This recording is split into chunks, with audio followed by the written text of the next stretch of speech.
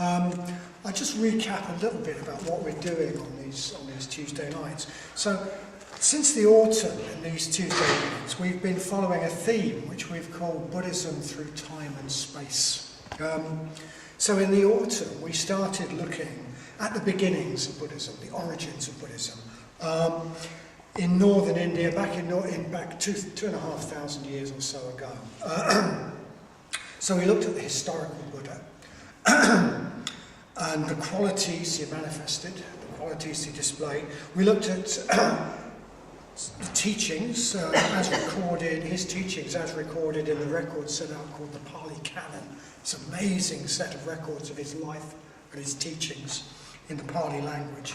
And we looked at the early Sangha, the spiritual community that he founded, and has come down to us right here, even in Sheffield, all those thousands of years later, and thousands of miles away. So from those beginnings, we're going to move on to look at how Buddhism adapted itself and manifested in all sorts of different times and places and cultures and historical periods, to see how this can help us, to see how we can practice effectively in our time and our place, in this very different historical period, this very different culture. So Buddhism has always had to adapt to speak the language of the different cultures it's encountered, and to find ways to help people practice in all those different circumstances and different cultures and different periods. So it's always had to do that, and sometimes Buddhism has also had to sometimes spot when the mainstream tradition had maybe got a bit stale, or become a bit formulaic, or taken a wrong turn. And then Buddhists would need to cut back the undergrowth, to cut back the undergrowth, and get back to what the Buddha was really trying to teach.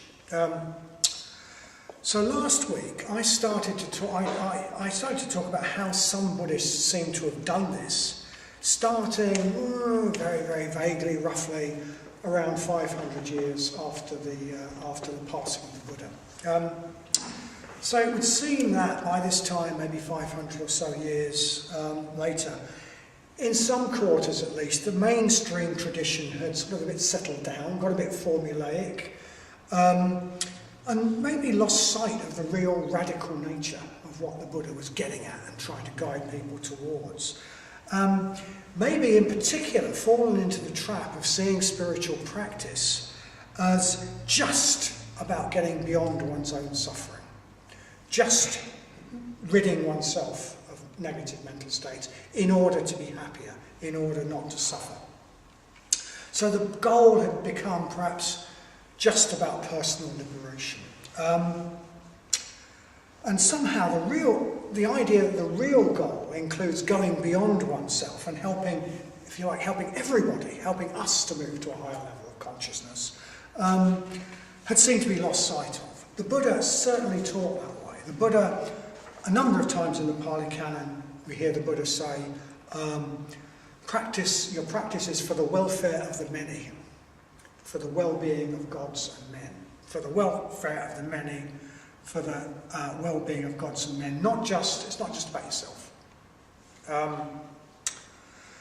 And this new movement in Buddhism, maybe started around 500 years after the Buddha's passing, felt that they wanted to re-emphasize that aspect of practice, which they felt they'd got lost sight of. And that new movement called itself the Mahayana. Maha means great, and yana means way or vehicle. So the great vehicle, or the great path. And it distinguished itself from what it called the lesser vehicle, the Hinayana. This is a slightly insulting term, so we don't tend to use it, but that was how they distinguished themselves. The origins of the Mahayana, scholars will argue endlessly about exactly where it came from and what time and everything. But if we said 500 years after the Buddha's death, some of these writings started to appear, maybe 600 years, we wouldn't be that far off. There's an enormous amount we could say about Mahayana Buddhism.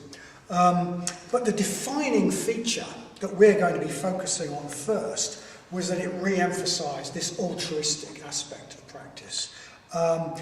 This fact that we practice and try to grow spiritually, not just for our own benefit, but for the sake of others, to be more use to the world.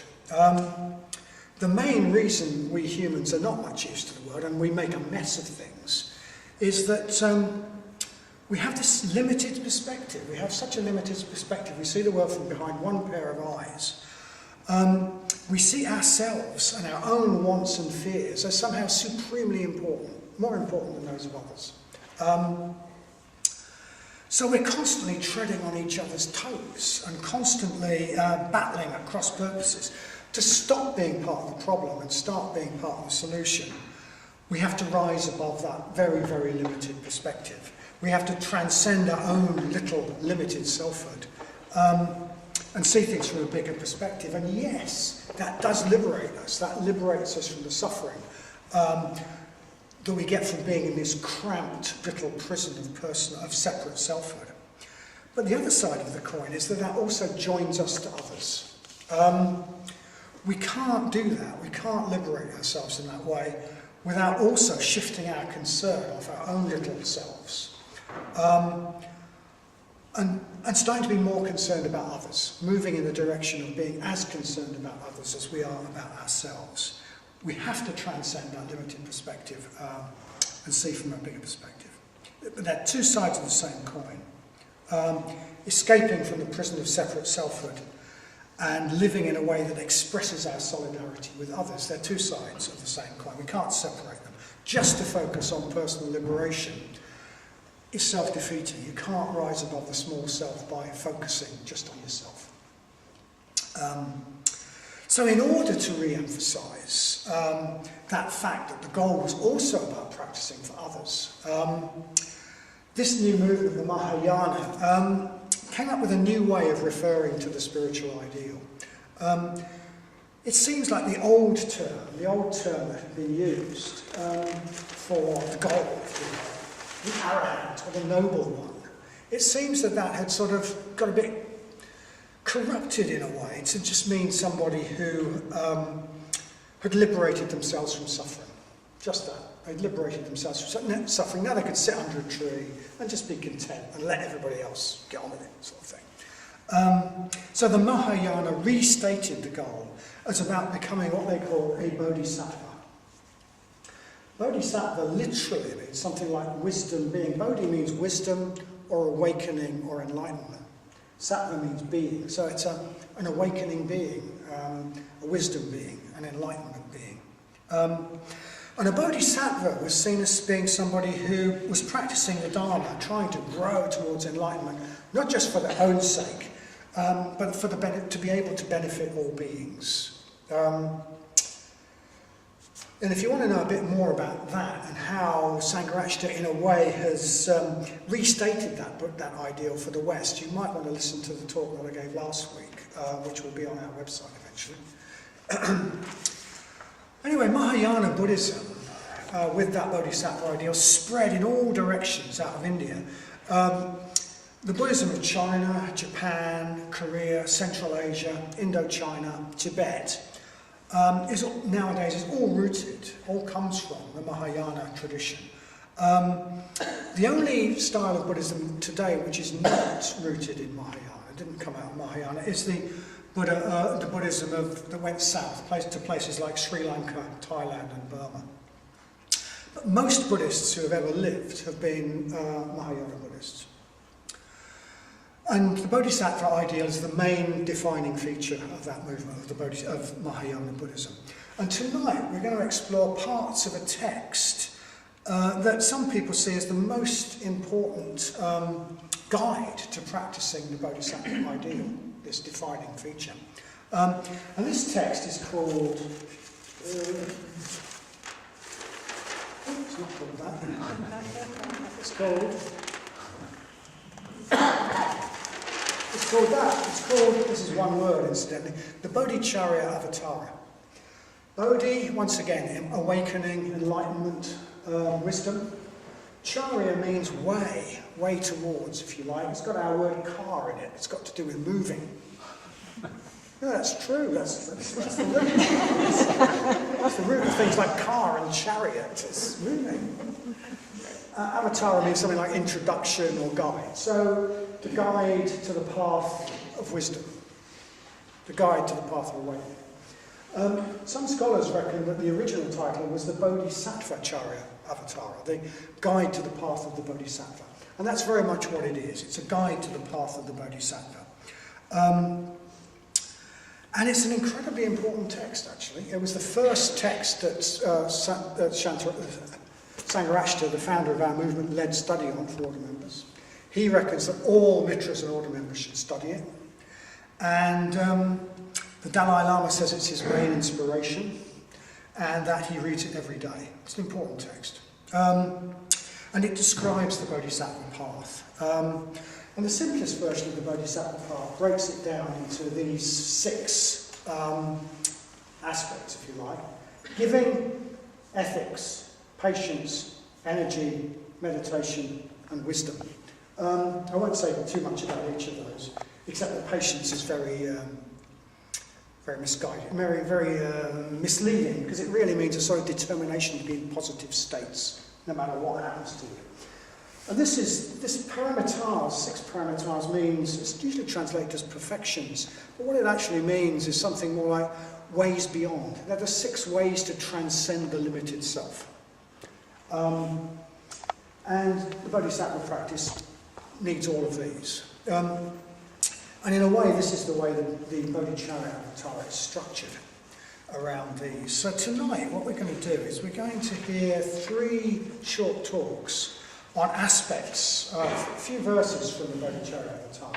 First of all, Satyajyoti is going to talk to us about some verses that actually are used in our sevenfold puja, which relate to giving. And then Bodhinaga is going to talk about some verses that relate to the practice of ethics, in particular the practice of mindfulness as an ethical practice. And then to round off, Maitridasa is going to talk about some verses on energy, related to energy and action. So, get on with it.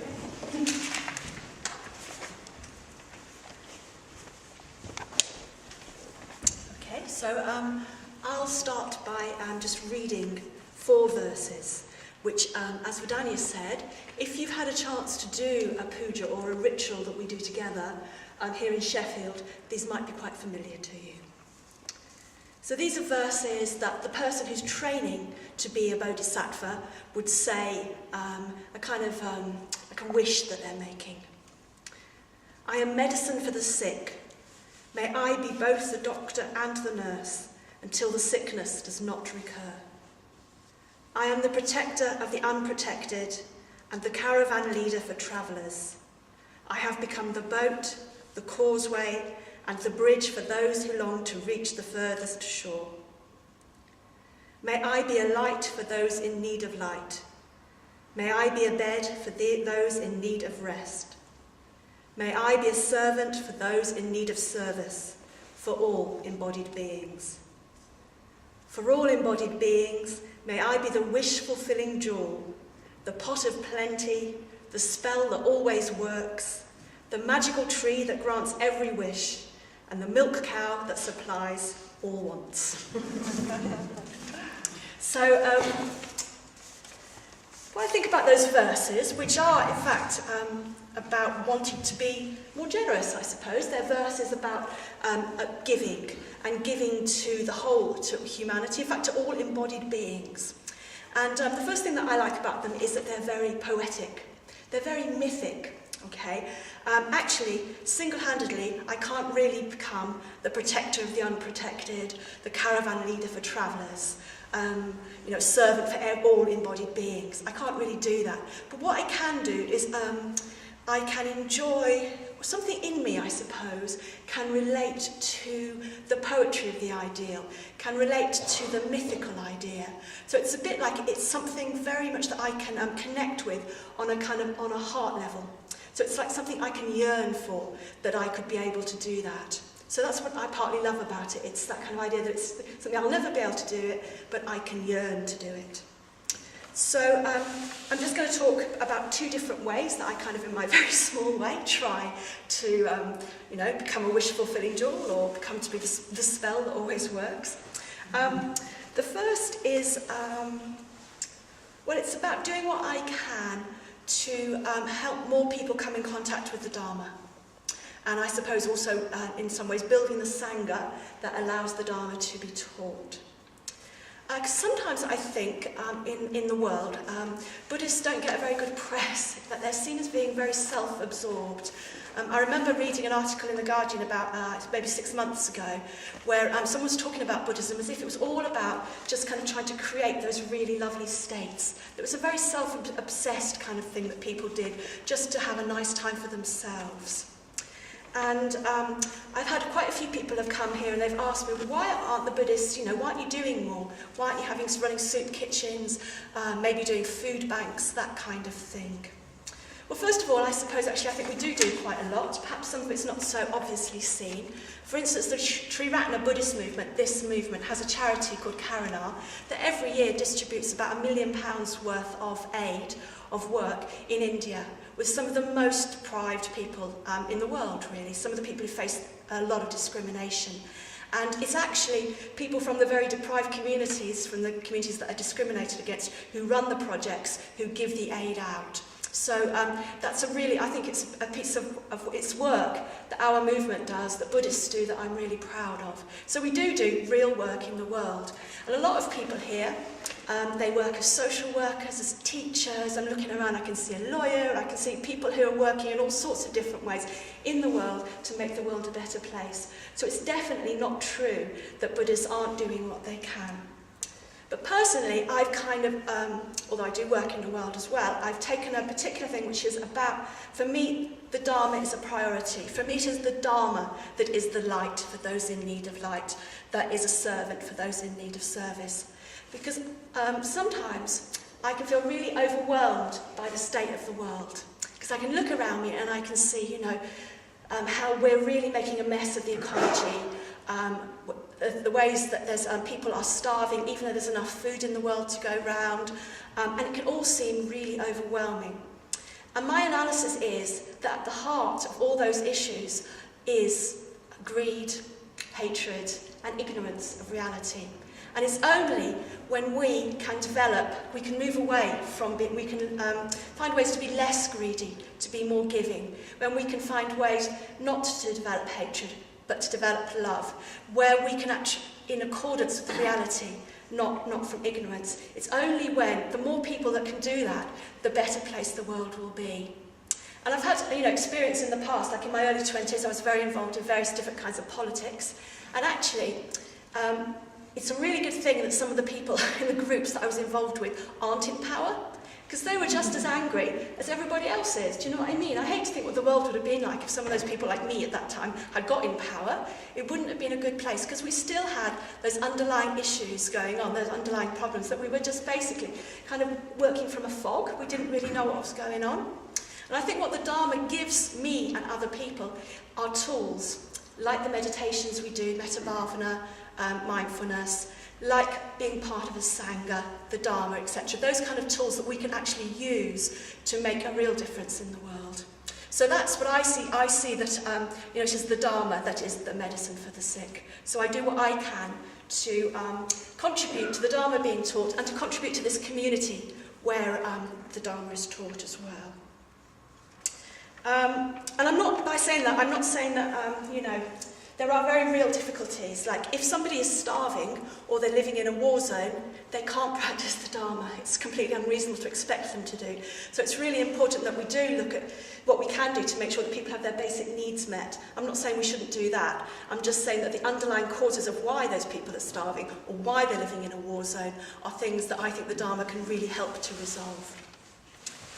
Okay, and then a second way that I try and do a little bit, well not all the time actually, I only remembered this recently, is try, whatever situation I'm in, to see what I can contribute to the situation. So it's a bit like Vidania said, we can either be the problem or we can be the solution. And it's trying to be, wherever I am, to look around and to see what can I do to make this a better situation. And by that, I don't mean take responsibility for the situation, because that might not be what's needed.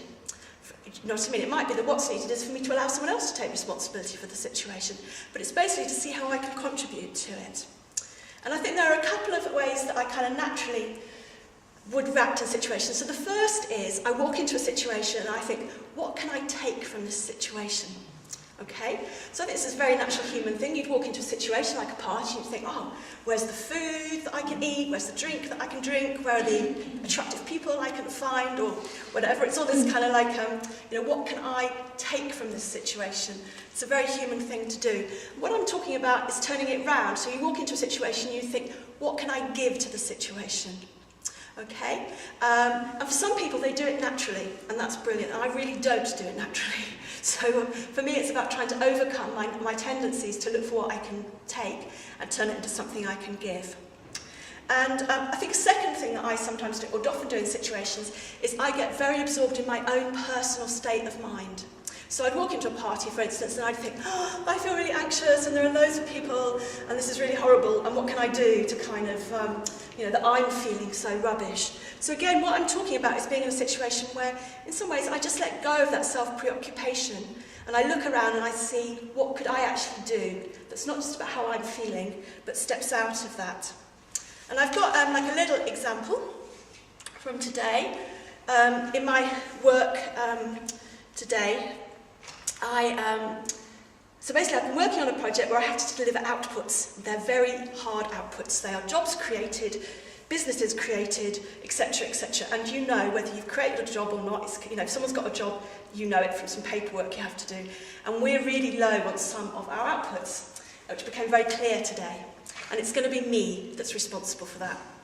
And I could feel, when I looked at it, all sorts of tension just arising, and I could feel a whole kind of panicky thing going on. So first of all, I got really caught up in me, okay, how I was feeling about this situation. And then I started to think about how I could almost put pressure on some other people, for them to sort it out. Like I could blame a few other people that they should have done more work to get these outputs, okay? And then I just a little bit of time go by, a bit of breathing, a little bit of loving kindness to myself and the situation I was in. And I started to realise actually the best thing I could do in the situation was do what I could to make the situation better. Was to work with those people I was blaming so that together we could try and do something about it. And to actually, in a way, just let go of how I was feeling rubbish. That's just like stories that I was telling myself. It doesn't really matter. The thing that I needed to do in the situation was do what I could to make it better. So that's just a little bit of my thoughts really around those verses about adopting the awakening mind. And I'll just read them out again just to finish off. So they are, I am medicine for the sick. May I both be the doctor and their nurse until the sickness does not recur.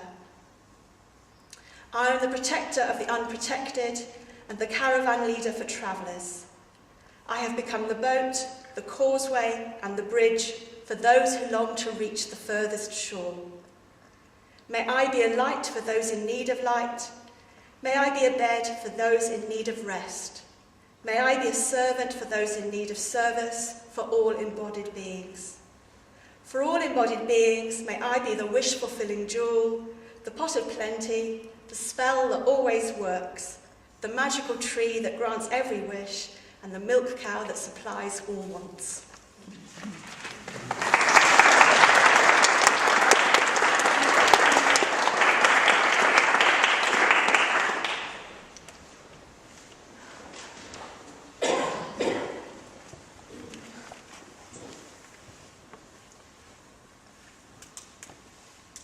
Yeah, so I'll read the verses, I'll start by reading the verses that I'm going to be speaking about. And it's about 3 or 4 verses just put together really by Vedanya. I really like this arrangement by Vedanya who was speaking earlier. And it's from a chapter from this book, Bodhicaryavatara, about guarding awareness and about ethics. When we tame our mind, we tame all threats and problems, because all suffering and fear comes from the mind. This is the Buddha's teaching. We can't cover the whole world in leather, but if we put leather on the soles of our feet, it has the same effect. just read that again. When we tame our mind, we tame all threats and problems, because all suffering and fear comes from the mind. This is the Buddha's teaching. We can't cover the whole world in leather, but if we put leather on the soles of our feet, it has the same effect. So this is a verse from this. There's loads of verses in this text which really grab me, but this one has always stuck with me, and I like it because for me it goes really to the heart of Buddhism and heart of Buddhist practice. It kind of points to what the cause of our suffering is and what we can do about it. And I like it as well because, for me it encapsulates the whole of the Buddhist path in just two images really. There's the image of the person covering their feet with shoe leather. And then there's also the image of taming our mind like an animal that needs to be tamed. So these two images for me are really strong. So to get the most out of them, to unpack these images, we need to use our imagination. So I'm going to take my socks off, just to help to illustrate this. Just apologies to the people on the front row. So if you imagine, so Shantideva, the guy who wrote this text, he lived in India in about 700 AD, something like that. And so if you imagine, a lot of people around Shantideva they'd be walking around barefoot, without socks on, without shoes on. So if you just imagine that, I'm someone in India walking along barefoot, and my feet are going to be coming into contact with different sensations, different kind of surfaces on the ground. Some of them are going to be quite hot and quite burning on my feet. And then I'm going to be walking on some patches of grass that are quite shady and cool and just more comforting on my feet.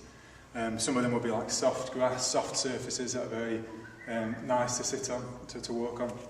And some of them might be quite sharp stones which are pointy and really hurt my feet. So there's all these different kinds of sensations that my feet are coming into contact with if I'm walking along barefoot. And what might our mind do in that situation?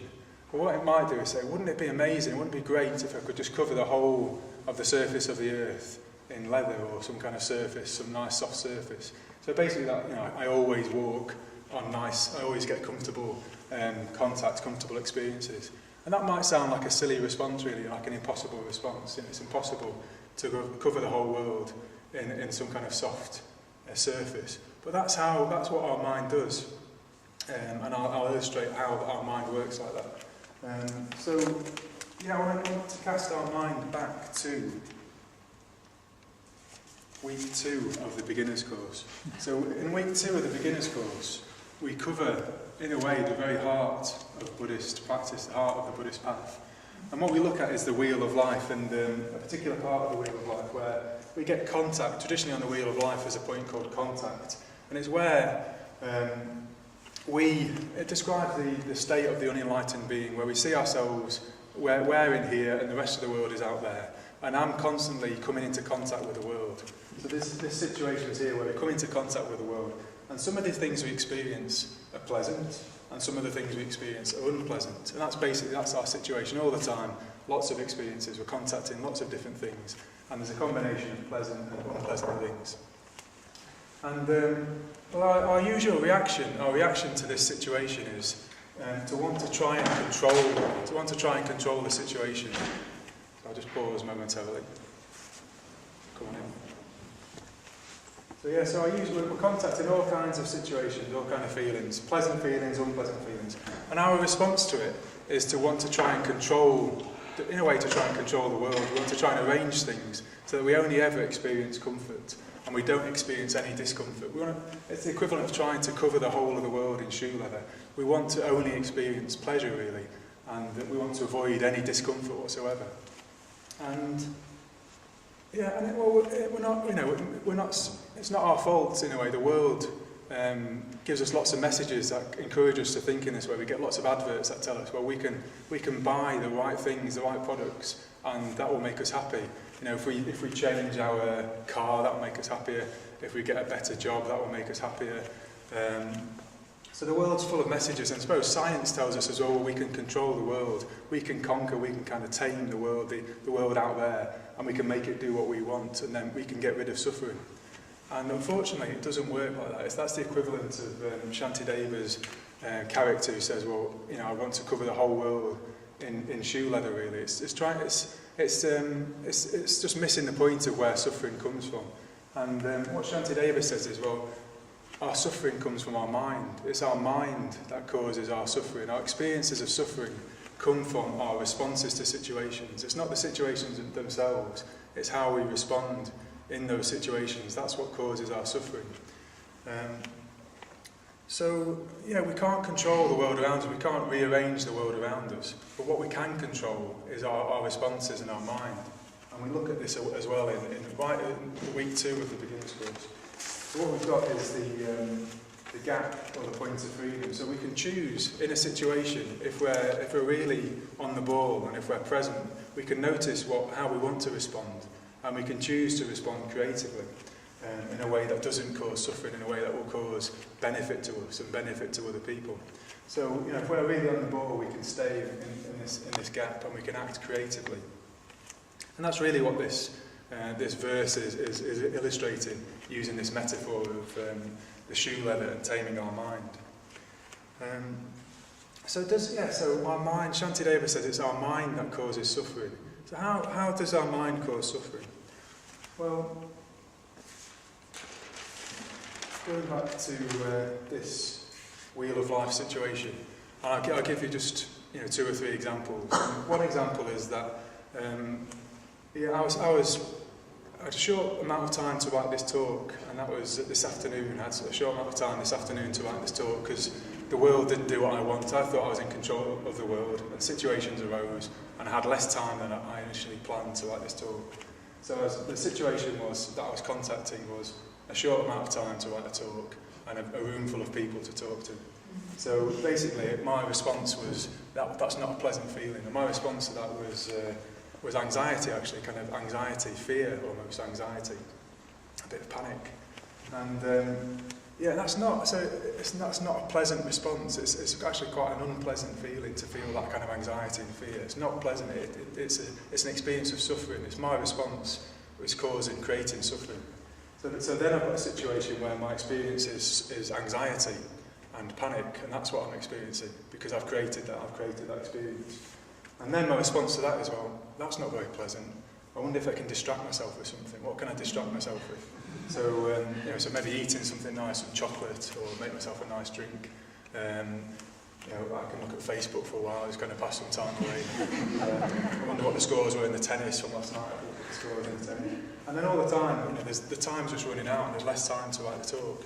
So my response of both wanting pleasure to distract myself and wanting to avoid the uncomfortable feeling just created more and more suffering.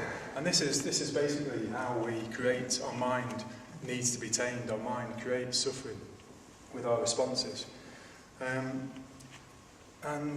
Quickly, there's another important way that our mind creates suffering, and that is in a way, we don't really see what's happening. Our mind creates stories, and it's almost like our perception of the world, the way we interpret the world, is kind of filtered through what kind of mood we're in, or the stories that we're telling ourselves. So just a very quick anecdote which illustrates this is, I've told this some people have heard this story before, but one time I had a trip to the dentist, and I don't like going to the dentist, so I was in a state of a bit of anxiety, and it was an unpleasant situation. It was a not very nice experience. So I was going to the dentist, I think for a root canal actually, which is even worse, so it's even more anxiety and fear. And so I arrived, and I think I was running late, which I often do, so there's even more, I was just piling on the suffering with my responses. And so I arrived late, and my dentist is in a kind of a rough neighbourhood really. It's not in a kind of a posh neighbourhood, it's in a rough part of town. And I arrived in a state of fear, and there was not really a good place to park, and I ended up parking slightly blocking somebody's driveway. But I thought, well, I'm late for the dentist, that's going to have to do. So I went into the waiting room, full of anxiety, full of fear. And the next minute, a couple of people burst into the waiting room and said, "Whose car is this black Fiesta outside?" And so straight away my mind just thought, that's my car, gosh, I'm in trouble here, I've blocked them in, or my car's been broken into, or they're angry with me because I blocked the car and they're going to beat me up.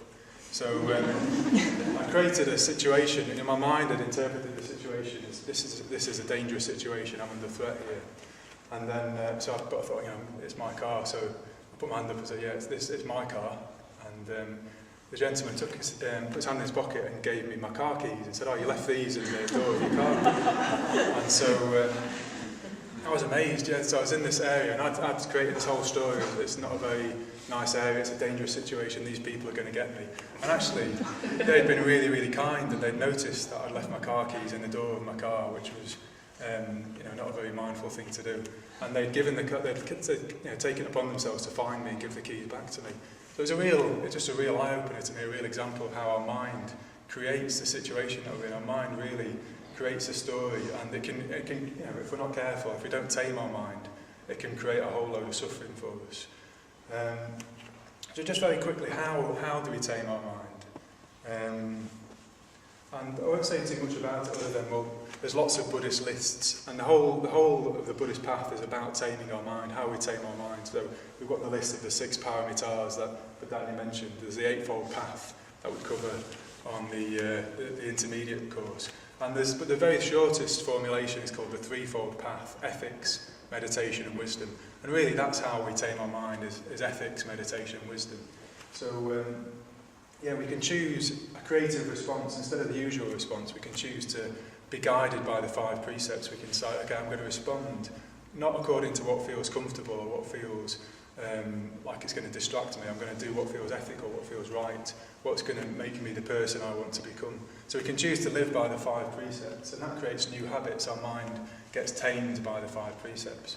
We can practice meditation, so it's really important to practice mindfulness, because if we want to be in the gap and be in the moment and notice what's happening, we need a strong practice of mindfulness. And we need to practice metta so that we, in a way, a lot of the suffering, Vedanya really hit the nail when he talked about most of our suffering comes from being part, and Satyajyoti from being part of the problem, from wanting what we can get from the situation, from a selfish response. So the practice of metta, transforms that, tames our mind, tames the greed and the selfishness. But really, the main thing that will get rid of our suffering is wisdom, and the perspective that sees interconnectedness, that sees, well, actually, my happiness is bound up with the happiness of other beings. I'm not a kind of separate person, and if I try and get what I can and control the world for my benefit, it's actually going to cause harm for me. It's going to be at the expense of me. It's going to cause me suffering. So the real thing that gets rid of suffering, the real way to tame the mind, is from the Bodhisattva's perspective, which just sees that if we practice for other people, if we see other people's benefit, happiness, if we try and get happiness for other people, that's the way of benefiting ourselves. That's the way of getting happiness for ourselves. So I'll just quickly read those again. When we tame our mind, we tame all threats and problems, because all suffering and fear comes from the mind. This is the Buddha's teaching. We can't cover the whole world in leather, but if we put leather on the soles of our feet, it has the same effect.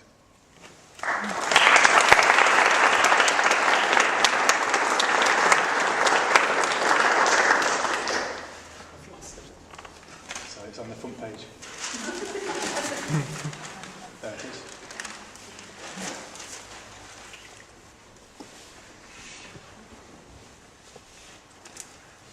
Okay, on to energy. 4th paramitana. So, you might have noticed that the Buddhist path is not an easy path.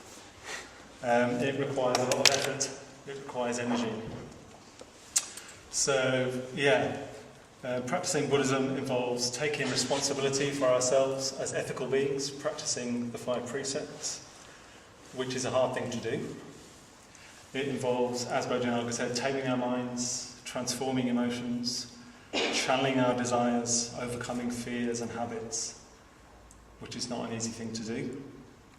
And it involves deep reflection about suffering, about impermanence, also a very demanding thing to do. And sometimes just living our life seems hard enough, actually, let alone all this spiritual effort. Life throws things at us. We actually don't have to look very far to find suffering in ourselves and around us.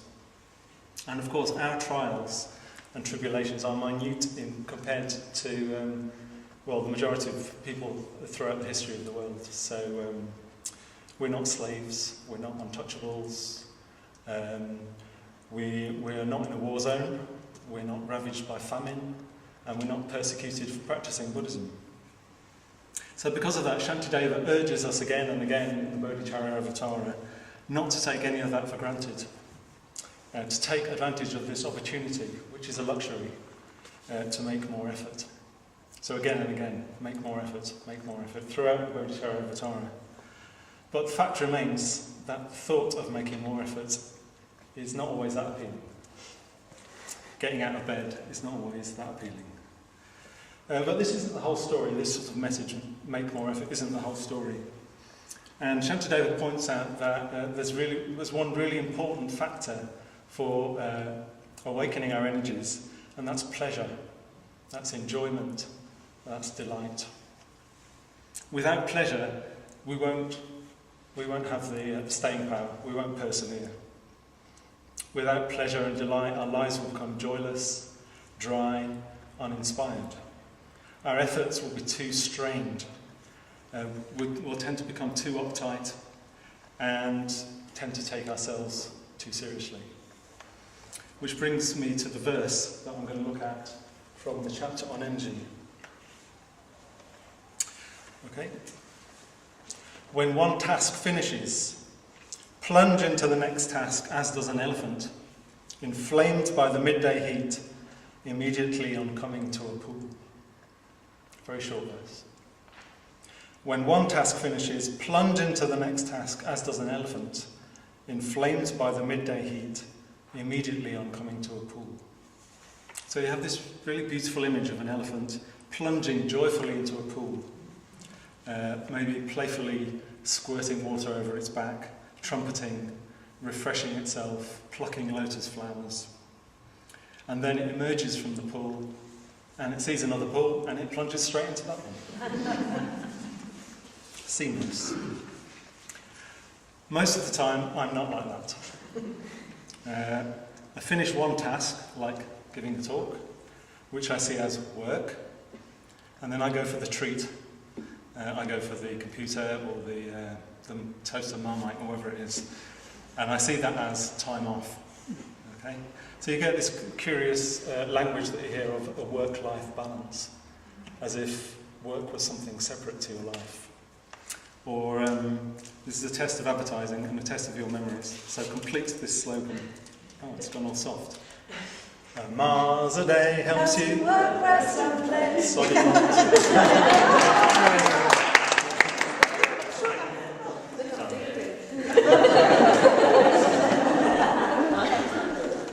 So again, this idea that work and rest and play are these sort of separate compartments of your life. So the Bodhisattva, the ideal Buddhist, the Bodhisattva doesn't think of the tasks that they're involved with as work. It's not that they're doing anything particularly self-consciously. The Bodhisattva throws himself or herself into tasks as if it were all play. Like all of life is just one big game. So the founder of our movement, Sangha describes... So there's a word for this attitude of play in Sanskrit, which is lila. And Sangha describes lila as a spontaneous bubbling up of selfless energy like a fountain. It's a game, a play, a sport. It is an end in itself, uncalculated, natural and enjoyable. And I stress the last word, it's enjoyable. So rather than thinking in terms of just life being a series of tasks, the Bodhisattva experiences life as one big joyful and playful flow. Lila. So I've had quite a lot of experience of play in my life. So when I was at home and my brothers had left home and I was all sad and alone, I used to spend loads and loads of time making up games. Just creating games, sitting in the corner of rooms and just playing for hours and hours. Games with marbles, broomsticks, just anything that I could find. And then, when I grew up, I became a youth worker. And of course, a lot of youth work involved playing with children, playing games. And then I went to India and I worked in a children's home as a teacher. But I have to say that about 90% of my teaching was through play, through making games and just playing games with the children. So that was many years of sort of play, which I sort of took for granted.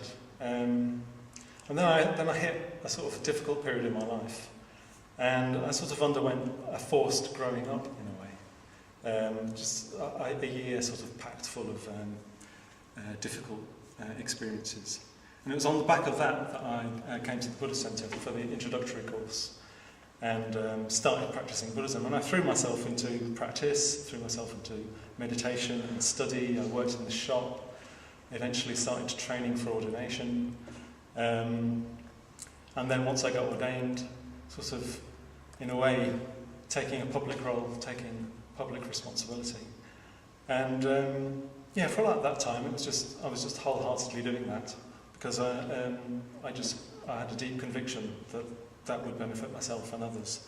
But then I hit a tricky patch about a year ago when suddenly just everything just seemed like hard work. Everything that I did just seemed to feel like hard work. And this sort of question came up, where's all the play gone? Have I left it behind? Is this growing up? Just sort of forgetting to play, stopping playing? So I felt like I lost something, so I consciously started to try and cultivate and sort of re-find that desire to play more.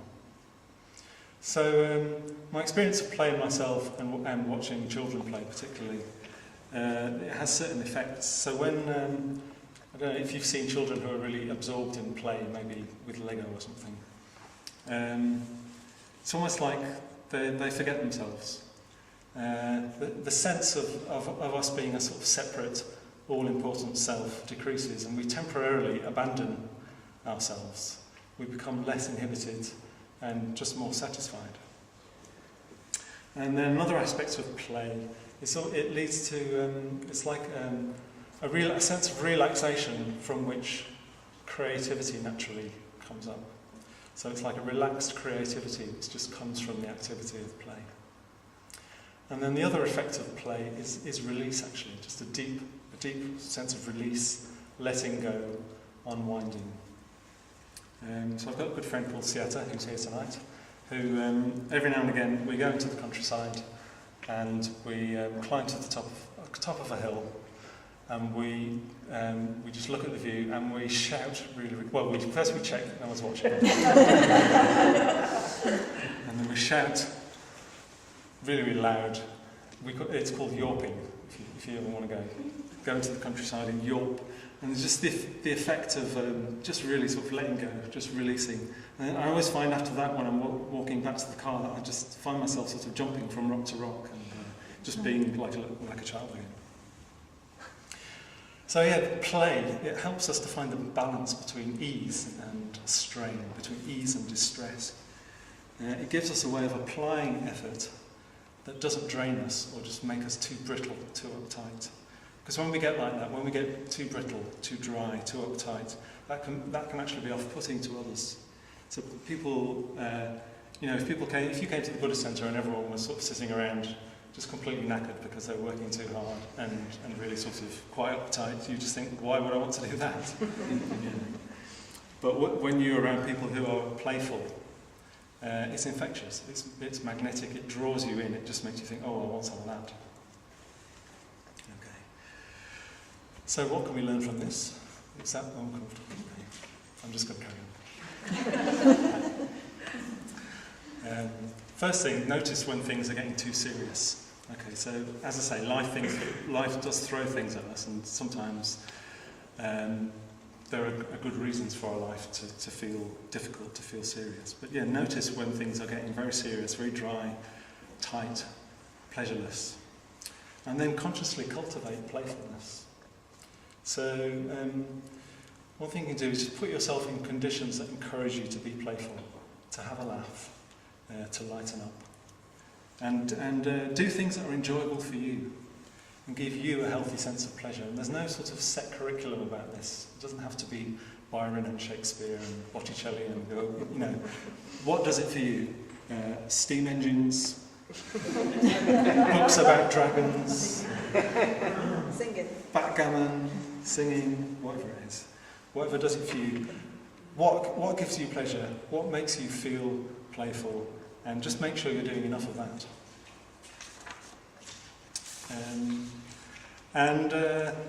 Very often this sense of playfulness happens in the context of friendship. So, I'm very fortunate that two of my best friends are here tonight. I've already mentioned Siata, and there's also Mahayana.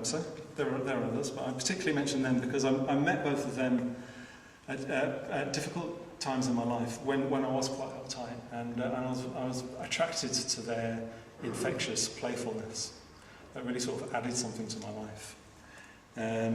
It's like the warmth that makes the dough rise, so that you're left with a light and fluffy bread, which is easy to digest.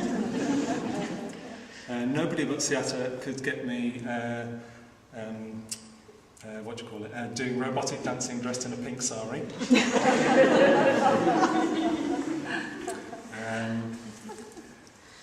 And I have this memory of, I was in a study group with Mahayana, and there was one night where we all reported and we all talked about how our week was going. And everyone had a really, really difficult week, and gradually sort of the atmosphere got darker and darker and heavier and heavier. And at the end of the report again, Mahayana says, right, we're not going to study tonight, we're going to go and play table tennis. And that's what we did. We spent the whole night playing table tennis. So yeah, friendship is an important context for cultivating playfulness. And then expanding that out, be part of the Sangha. So take part in enjoyable activities in the company of others, and in the company of good friends who know what you're about, what you aspire to. When we freely share positive emotion with others, that's what keeps things flowing. That's what prevents things drying up or freezing over.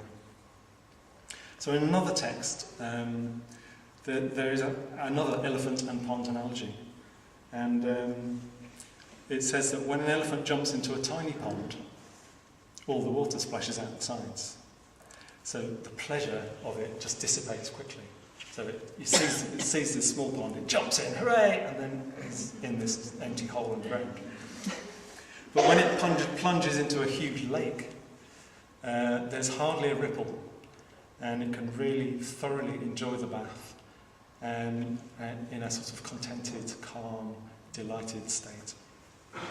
So when we're alone in a small pond, we don't have the capacity to make the most of the pleasure that there is, to integrate it, to let it energize us. So we need a bigger pond. We need conditions that allow pleasant experiences to deeply nourish us. In short, we need a Sangha, we need a spiritual community, so that we can be like elephants, playing joyfully together in a lake, in a huge lake, letting go of ideas of personal attainments, personal limitations, just splashing around together for the sheer joy of it, allowing infectious, positive states to bubble up spontaneously in a way that attracts others to jump in and join you. So in our festivals, in our Sangha retreats, in our summer fair, in our Sangha works days, in our communities, in our work teams, that's essentially what we're trying to do. We're trying to create a big enough pond. But the pond itself is not enough. We do have to remember to plunge in and play in it.